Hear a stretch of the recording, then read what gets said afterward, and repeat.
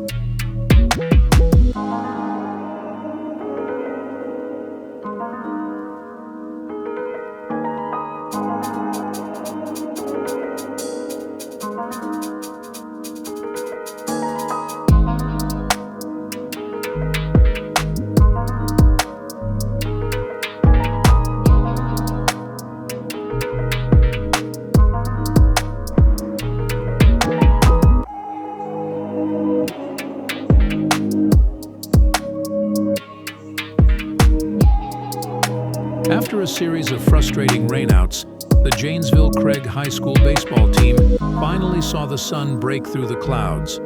Their first game back was a stunning victory over Oconomowoc, with Dillon leading the charge with efficient pitching and the offense firing on all cylinders, ending their losing streak in spectacular fashion. Now, as the weather clears, Janesville Craig faces a challenging doubleheader against a resilient Madison East team. The stakes are high, and the boys are ready to prove their mettle once again.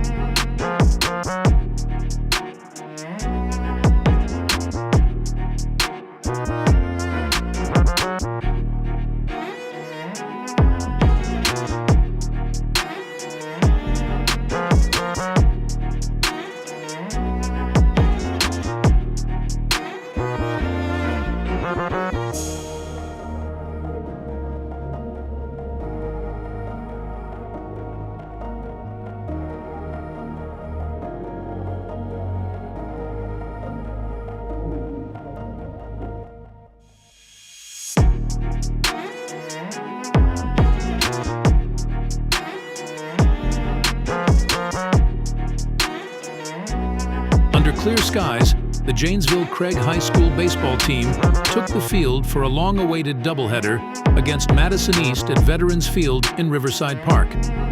It took the Cougars a few innings to get going, but once they did, Madison East couldn't slow them down. Craig overwhelmed their opponents, securing 2 Mercy Rule wins. In the first game, Nick Gregg led the charge with 4 hits and 3 RBIs. Craig's lead was just 3-1 going into the 4th inning, but the Cougars sent 16 players to the plate, scoring 8 runs to blow the game open. Paul Platts and Ryan Lem had back-to-back 2 RBI hits, with Lem's hit being a triple. Drayton Liu struck out 8 and gave up only 1 unearned run in the complete game victory, despite walking 4 batters. The game ended with a commanding 14-1 victory. We started playing better and had better approaches at the plate starting in the 4th inning of the first game, said Craig coach Josh Shear. We took that into Game 2 and were a lot more competitive. In the second game, Craig batted as the visiting team and put up 2 runs in the first inning, just like in the first game. They followed up with a 5-run second inning, driven by Platts, Lem, Anthony Greco, and Gregg. Charlie Klaas was the standout with 3 hits and 4 RBIs. Tyler Horkin pitched 4 scoreless innings, striking out 6 and allowing only 2 hits. Klaas struck out the side in the 5th to secure a 12-0 win. They've competed with a bunch of teams and won a few games coming into tonight, Coach Shear remarked about Madison East. We wanted to play good, solid baseball. With these wins, Janesville Craig has gained momentum and confidence, but the season is far from over. Their next challenge looms large as they prepare to face Middleton, a team coming into the game with a strong 7-3 record. The stakes are rising, and the team is ready to take their game to the next level.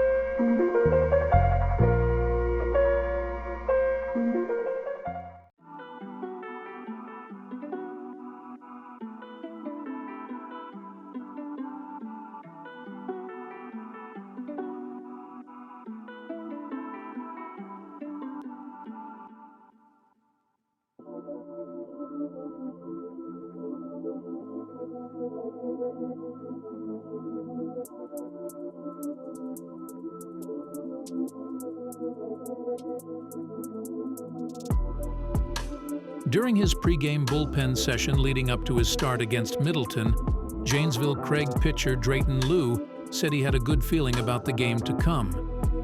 He threw a complete game shutout victory for the Cougars, beating the Cardinals 8-0 at Veterans Field, helping his premonition become reality. "If you feel it, you feel it," he said about being ready to pitch well Wednesday night. "I felt it right away. After a couple of rough ones with my command, it felt good to be back."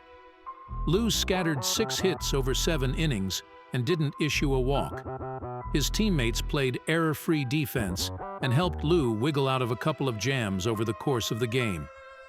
"He threw a ton of strikes, got ahead of guys, and his misses were small," said Coach Shear. "When he goes out and competes like that, he's going to be tough to score a lot of runs on." Craig pulled away in the bottom of the 3rd inning, which started with 4 consecutive singles, including an RBI single from Ryan Lem. Charlie Klaas drove in another with a bases-loaded sacrifice fly, and a 3rd run came across on a Middleton error. Tony Greco's RBI single made it a 4-run frame, giving the Cougars a 5-0 lead. Middleton's best chances to score came in the even-numbered innings, but Lou and the defense shut them down every time. "Really just have to get it over the plate," Lou said of pitching with runners on. "You can't walk a guy in that situation, so I gotta trust in my defense and let them make the plays." Craig added a pair of runs in the 5th with Greco's second RBI hit. Nick Gregg got the Cougars' 8th run after a walk, reaching 3rd on an error after a base hit by right fielder Finn Dillon and a wild pitch. Greco and Dillon both went 2 for 2 at the plate, and Lem was 2 for 3 with an RBI and 2 runs scored. "They're starting to get it a little bit more about how to compete at the plate," Scheer said. The coach was also excited to have first baseman David DeStefano back in the lineup after he missed some time with an injury. "He's a valuable member of our team, and it was awesome to see him back out there." The two teams are scheduled to meet again at 5 p.m. Thursday at Breitenbach Stadium in Middleton.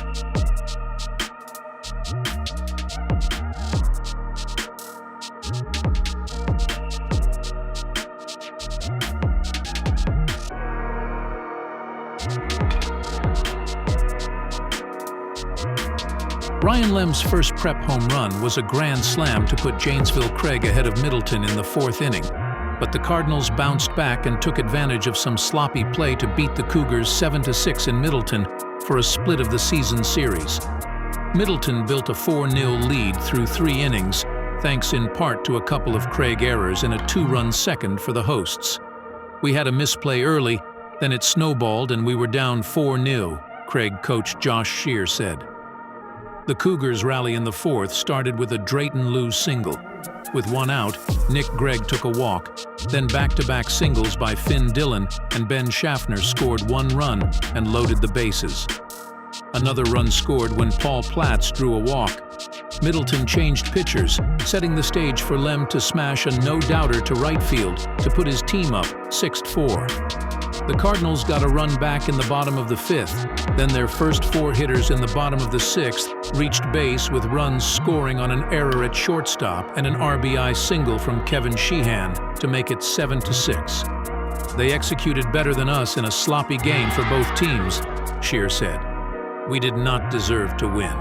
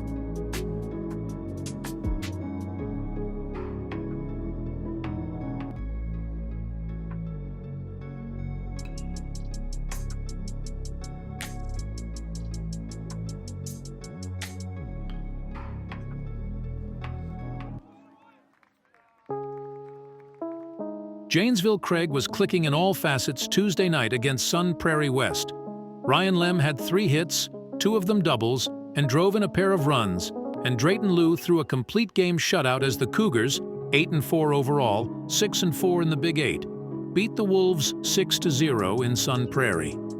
Our defense was really solid, our pitching was good, and our hitting was good enough, Craig coach Josh Shear said. Lem's first hit came in the first inning, and he scored when Charlie Klaus ripped a triple to left field behind him. He doubled in the 5th and scored after a sac bunt and a sac fly, and in the 7th, his second double brought in a pair of runs that made it 6-0. Klaus, Lou, and Tony Greco all had a hit and an RBI on the night. On the mound, Lou retired the first 11 batters he faced in order before West's Casey Wambach hit a grounder up the middle for the Wolves' first hit and base runner. It was his second straight outing where he attacked hitters and threw strikes, Shear said. His demeanor and composure on the mound is so different from the beginning of the season. He has a lot of belief and confidence in himself, and he should. The hosts' first real scoring threat came in the 6th, when a 1-out walk issued by Lou put West runners at first and second. Sean Blyer hit a single to Craig right fielder Finn Dillon, who hit the cutoff man Tyler Horkin for the relay home to cut down Tyler Haney trying to score from second. Finn did a great job of fielding the ball and he hit the cutoff man, Shear said. We weren't doing that last week. so it's amazing what can happen when you do the right thing.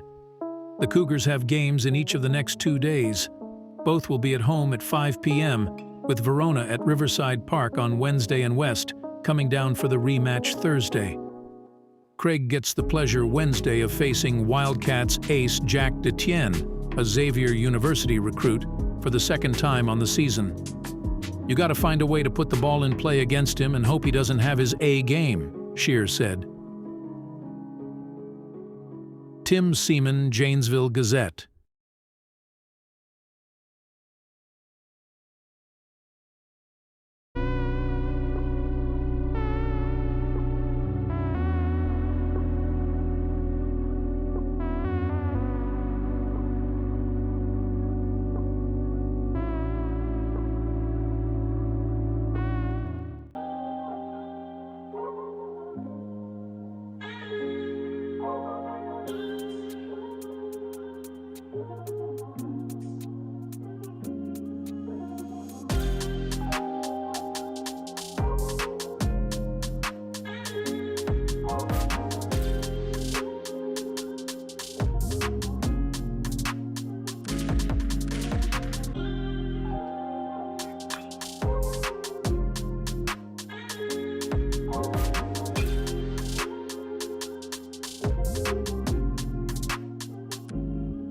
Falling behind early against a pitcher who previously tossed a no-hitter against a team could make for an easy excuse to close up shop for the night and start thinking about the next game. Janesville Craig resisted that temptation Wednesday night against Verona and Wildcats ace Jack Detienne, who draws scouting attention from major league clubs wherever he pitches. Those hits helped the Cougars close to within 5-4 through 6. To all of a sudden be facing a 5-0 deficit in the second inning against that guy is tough, but these guys didn't give up. They continued to battle, competed, Craig coach Josh Shear said. Our at-bats against him this time around were way better. The offensive approach had to be better for the Cougars if they were going to challenge Detienne and the Wildcats, because he was staked to a 4-0 lead before Craig's first batter even stepped to the plate. Craig's starter Michael Zink walked Verona's leadoff hitter on 4 pitches, and 2 batters later, Brady Patton doubled to put runners at second and third. Nick Novinska then pounded a ball into the gap in right field that hopped to the fence for a 2-run triple. He scored on a sacrifice fly. Trey Grignon hit a 2-out double next and reached third on a Craig error. When Grady Miller stole second base, the throwdown from the catcher hit Miller in the back, giving Grignon time to score his team's 4th run of the inning. Verona added a 5th run in the top of the second off Blake Bowditch, who replaced Zink. Craig got out of the second with Charlie Klaas's diving snare of a line drive headed up the middle that would have scored another run had it gone through. From there, Bowditch kept the Wildcats off the board in the 3rd, 4th, and 5th. Anytime a lefty can come in and throw strikes, it's just a little bit different, a little bit funky, and he just competed up there and did really well and got ahead a lot of the time, Shear said of Bowditch. During that stretch of innings, the Cougars' bats finally blemished Detienne's hit column for the first time this season. Ben Schaffner hit a 1-out single up the middle, and Paul Platz followed with a line drive single to center. Those two moved to second and third on a fielder's choice, and Schaffner scored on a wild pitch. With Platz moving up to third, Klaas hit a chopper on the infield and beat out a throw to first for an RBI infield single to make it 5-2 Verona. The Cougars scored another pair of runs in the 6th to pull within 5-4, and they made a big defensive play in the top half of the inning to make it happen. Verona loaded the bases with a single, an error and a walk against Craig's 3rd pitcher of the night, Finn Dillon. The Cougars' infield came in to be in better position to throw home on a grounder, and that's exactly what Dillon got. Alex Retch hit it sharply at Schaffner at second, who threw home to force the out there. Catcher Ryan Lempump faked a throw to first and pivoted toward third base, where he saw Grady Miller take too big of a turn. Lem threw to third behind Miller, who was now in a rundown. Craig tagged him out after a couple of throws for a double play, and Dillon got Garrison Codd to pop out to end the threat. "We work on that kind of stuff at practice," Shear said. A lot of times, guys are rounding third hard, not expecting it, the throw, and it worked. It was a total defensive momentum play, and we took it into the next half inning. It was awesome to see. In the bottom of the sixth, Tony Greco started things with a single. 2 batters later, Drayton Liu singled to put 2 runners on. Then Dylan and Tyler Horkin hit back-to-back RBI singles, making it 5-4. Detienne faced one more batter and recorded an out on a fielder's choice. Braden Rozga pitched next for Verona, and he struck out Platts with 3 off-speed pitches to end the sixth. His style was a major contrast to Detienne's, and Craig's batters didn't have time to adjust. The Wildcats grabbed another run in the top of the seventh with back-to-back doubles by Patton and Novinska, and the Cougars went down in order to Rozga in the bottom half. Despite losing, Shear seemed satisfied with the way his Cougars dealt with the adversity the Wildcats dished out. To get 9 hits off of Jack and to compete as well as we did, we were down 5-0. That says a lot about this group of kids, he said. We need to use this momentum to keep going forward. We are now battling for sectional seeding and getting better, so when we get to the end of May, we're playing our best baseball. I'm confident that these guys are going to keep getting better. So for Craig, got to regroup. No time to feel sorry for yourself. And I'm sure Coach Shear's not going to let that happen. He say, guys, hey, look, we'll come back, and this is a regular season game. It counts in the Big 8 standings, but a lot of baseball left to play, and again.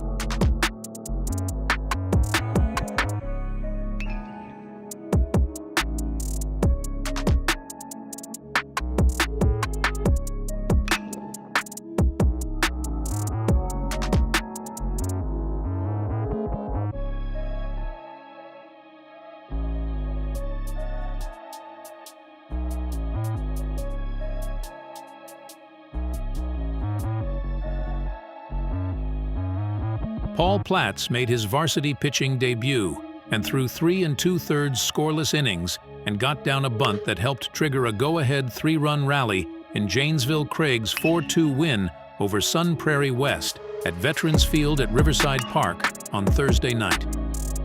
He was practicing all along to pitch, Cougars coach Josh Shear said of Platts. He came in and did awesome because he kept us right there. That's exactly what you need out of a reliever. When Platts took the ball to start the fourth, the Cougars were down 2-0 after the Wolves scored 2 in the second without a base hit. He struck out 4, walked 1, and surrendered just 3 hits. Craig scored a run in the bottom of the fourth when Charlie Klass hit a 1-out triple and Tony Greco hit behind him to bring him home. The decisive sixth inning for the Cougars began with Ben Schaffner getting hit with a 2-0 pitch. Platts came to bat next and dropped down a bunt. West pitcher Brady Rhodes fielded it, but threw wide of the mark at first base, an error that allowed Schaffner to score and Platts to advance all the way to third base.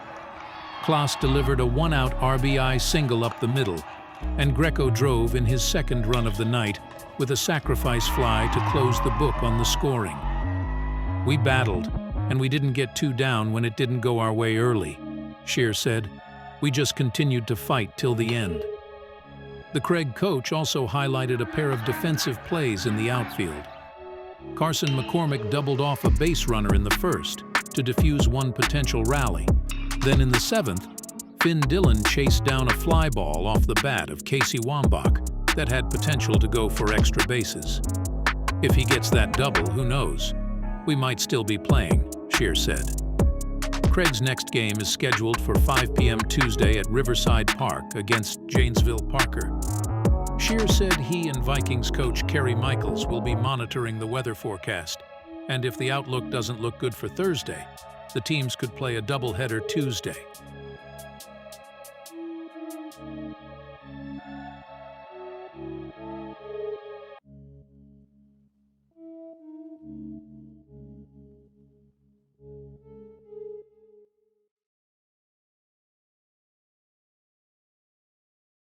Janesville baseball, Craig versus Parker, East Side versus West Side, City High versus Cowpie High.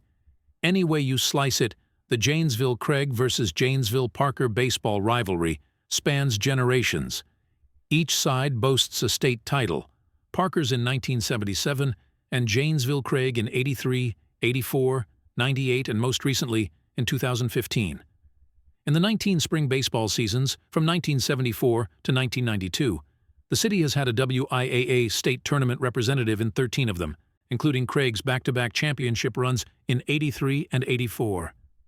Parker's state title was a minor miracle as they headed into postseason play with just a 5-7 record under head coach Dan Madden that fateful season. The beauty of our story is that we overcame, Dave Martell said. We had a coach who taught us 3 important things: to be prepared, practice situations, and choose a good attitude. And the life lesson we learned is, it's not how you start, it's how you finish that's important. Dan Madden taught us how to be survivors. Craig won 3 state titles in 83, 84, and 98 under legendary coach Bob Suter, who also served as Craig's football and basketball coach for generations. They won their latest title in 2015 under coach Victor Herbst, who now serves as the team's bench coach. A few players from the 2015 team would go on to play collegiately and professionally, including Jack Blomgren and Jake Campbell. A new chapter in the Janesville rivalry will be written Monday night at Riverside Park. Parker comes into the game with just a 2-13 record, while Janesville Craig wants to continue its positive momentum. One thing is for certain, you can throw out the records when these two crosstown rivals meet. City bragging rights are on the line, and it's time to handle business on the field.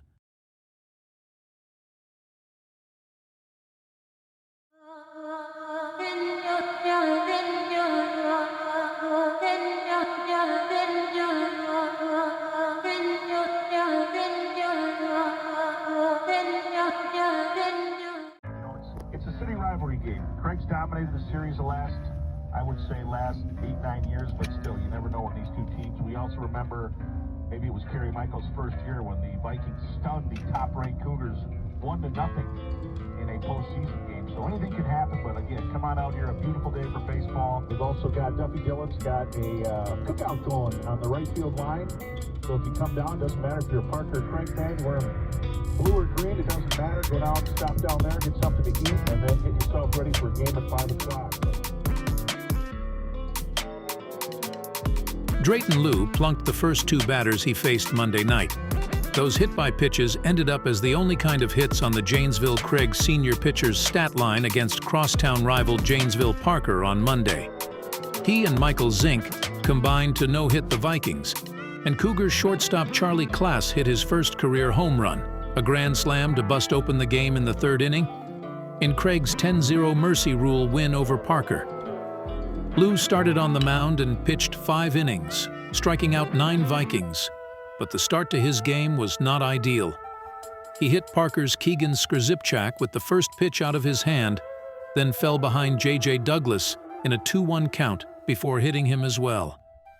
Carter Smalley, Parker's starting pitcher, hit next and worked a full count after falling behind 0-2. He smoked a sinking line drive into center field, but Paul Platz reacted well, charging in to make a sliding catch for the game's first out.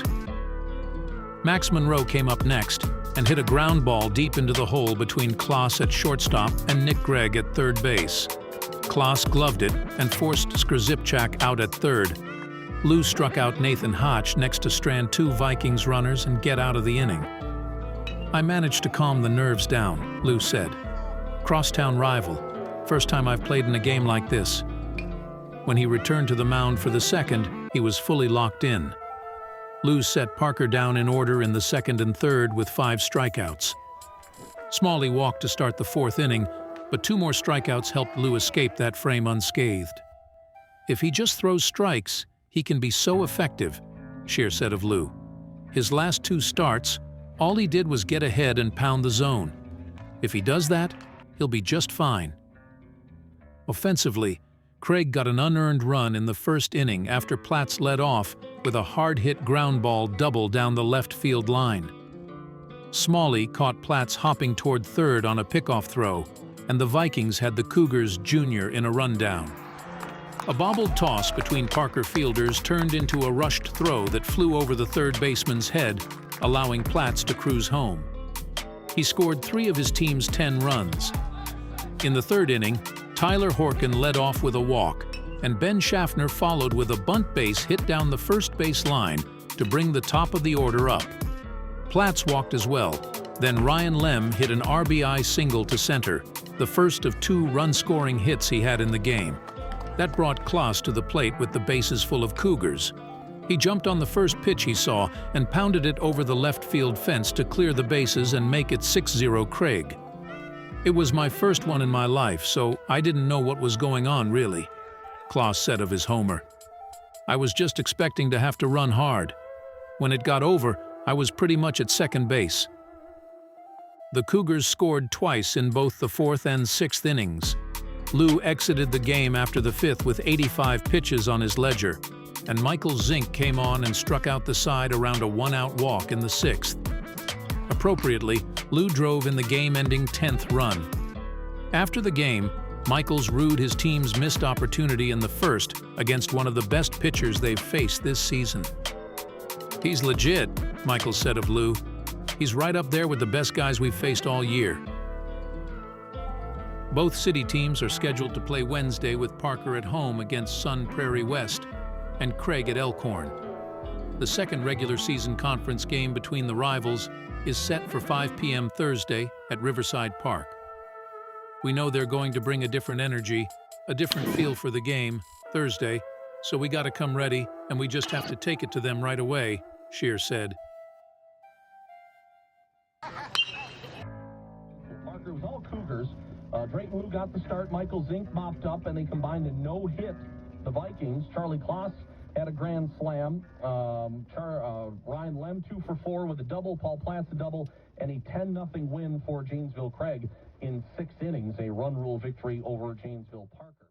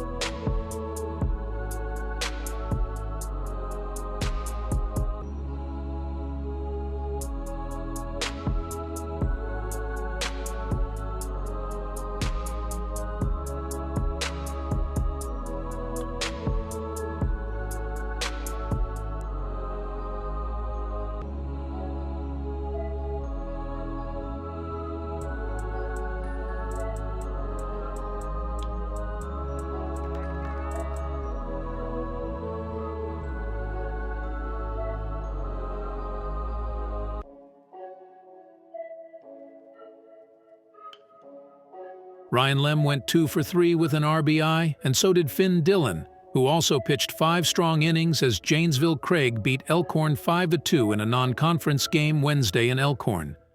Lem produced his RBI in the second inning to tie the game at 2-all. Then Carson McCormick stole home as the Elks caught Lem trying to steal second to give the Cougars a 3-2 lead. That's how close the score stayed for 3 full innings before Craig tacked on in the 6th and 7th with run-scoring hits from Ben Schaffner and Dillon.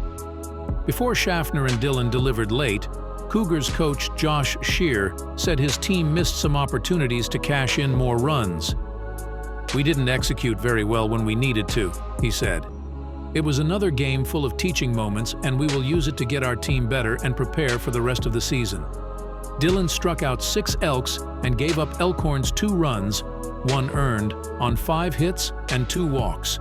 Finn Dillon competed incredibly on the mound, and we didn't necessarily provide the best defense for him, Cougars coach Josh Shear said. "He stayed mentally strong and pitched very well." Craig is set for another game against Janesville Parker at Riverside Park in Janesville at 5 p.m. Thursday.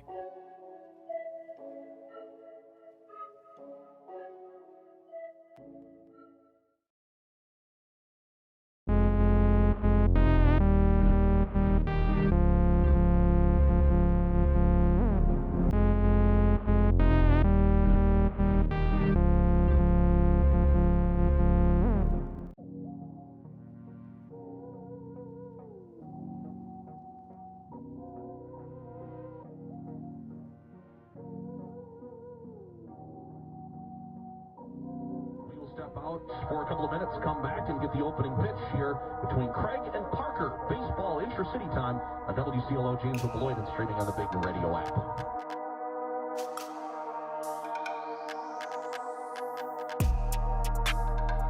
Parker got to throw its 2 best pitchers with Carter Smalley pitching 5 effective innings of relief.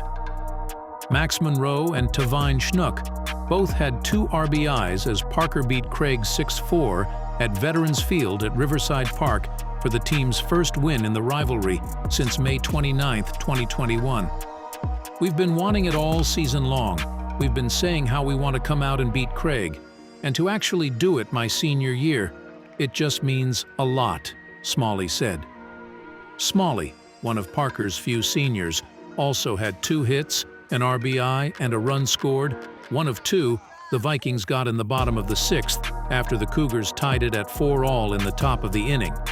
Craig starter Tyler Horkan hit Joe Trumpy with a pitch to put 2 on.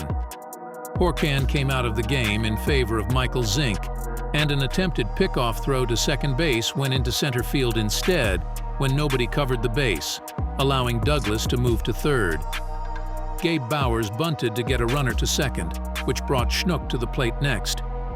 He saw 6 pitches, working the count full and fighting one off, before he hit a liner back up the middle for an RBI single. A second run came in after a bobble of the ball in center field to tie the game with the top of Parker's order due up. The 2-out rally continued when Skrzipczak took a walk. Then Smalley hit a liner to right to drive in Schnook, who had stolen second and third. Zink hit Hatch with a pitch to help Parker load the bases.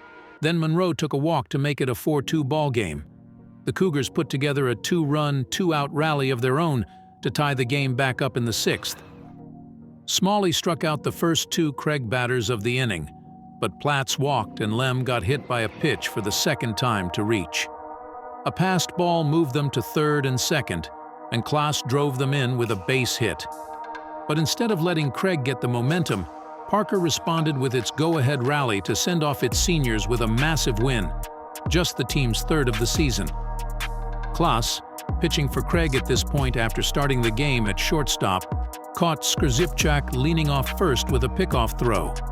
Skrzipczak headed towards second and slid in safely before the Cougars could run him down for what would have been the second out of the inning to clear the bases.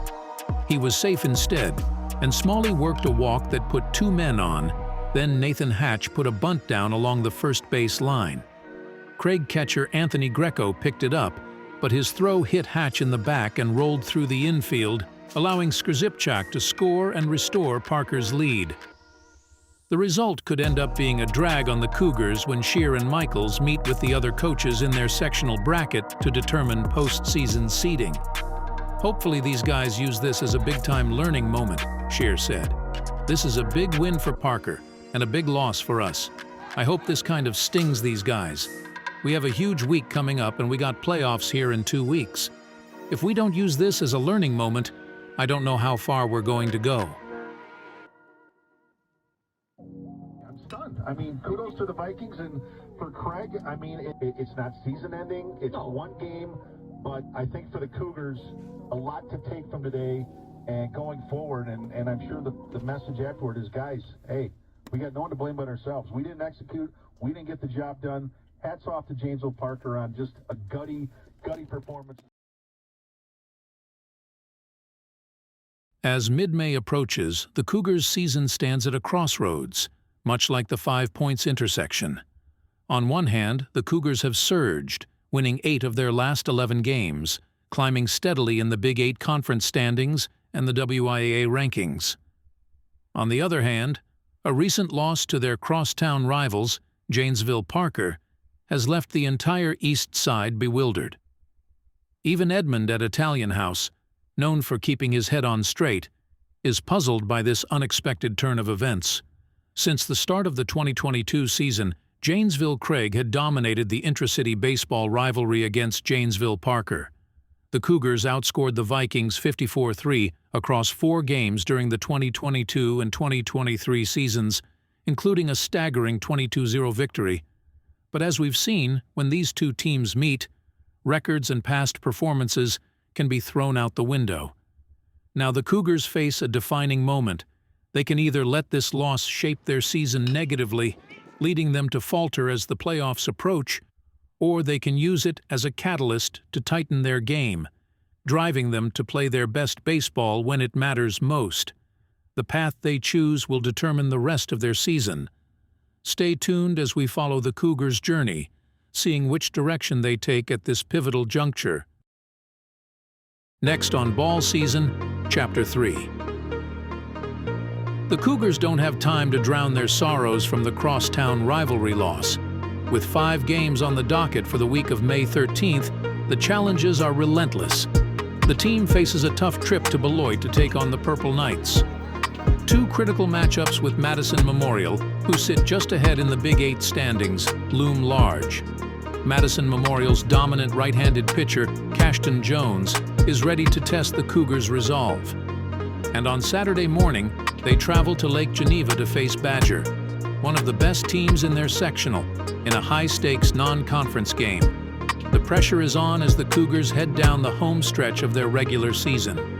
Will the Cougars falter or finish strong?